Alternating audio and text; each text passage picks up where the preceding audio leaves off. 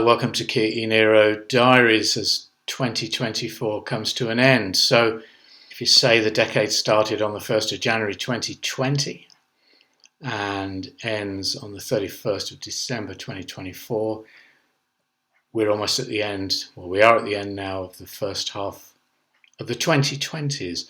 And just to put things in perspective as regards electric vehicles, so 2019 was the year I bought the e-Niro, and so 2020 started with there being 4.8 million battery electric vehicles on the world's roads, so under 5 million, and I don't include plug-in hybrids there, just battery electric vehicles.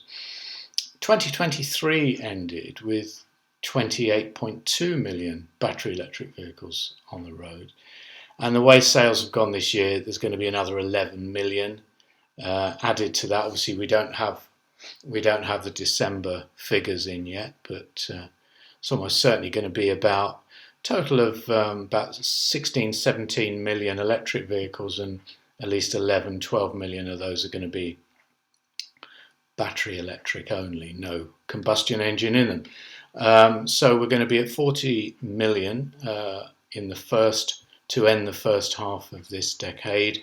And that's just over an 8-fold increase than where we were at the beginning of 2020.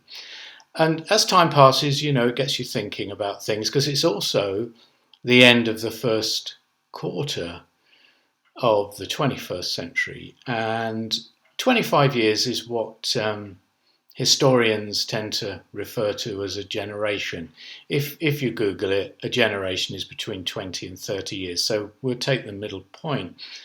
And for all those people who think, electric vehicles are a fantasy, or go into renewable energy totally as a fantasy, just think of it this way, that it took eight human generations, 200 years, to build an entire civilization based on fossil fuels, beginning with coal and then oil and gas, to power all our machines and heat and cool our homes and generate electricity. And if we take the year 2000 as a starting point, we're just coming to the end of that first generation of the 21st century. And if we say that transition off of fossil fuels, where we power our civilization by renewable energy, by switching from fossil fuels to electricity for transportation and heating and all those other things, then we are a quarter of the way through. We've done one generation, and I put it to you that after 2 generations of effort in terms of getting off fossil fuels, we'll be pretty much there by 2050. I don't think I'll be around to see it, but anyway. The other thing that occurs to me, just as we get to the end of the year, is that the recycling places get really busy, certainly in the new year. As people get rid of all the stuff, they do a sort of a stock take of what they've got, what they need, what they don't need. And a lot of that's to do with, dare I say it, unwanted Christmas presents or duplications of things like that. But there's also a lot of old stuff. And one of the things I've just dug up, we've just been working in the garden, and I've just found this thing here.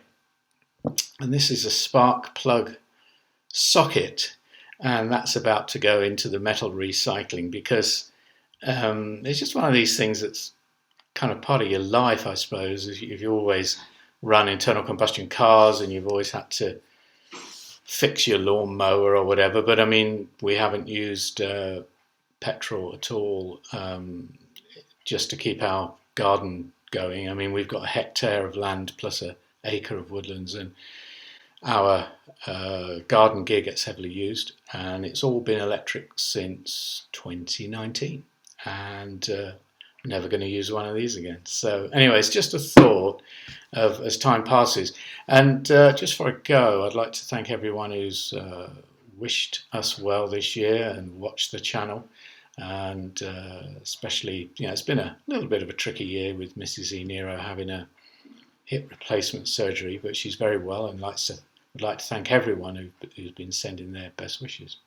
So anyway, I hope 2025 is a great year for you, and I'll be doing another video talking about how much we drove in 2024 and how much it cost us, and how the car is generally.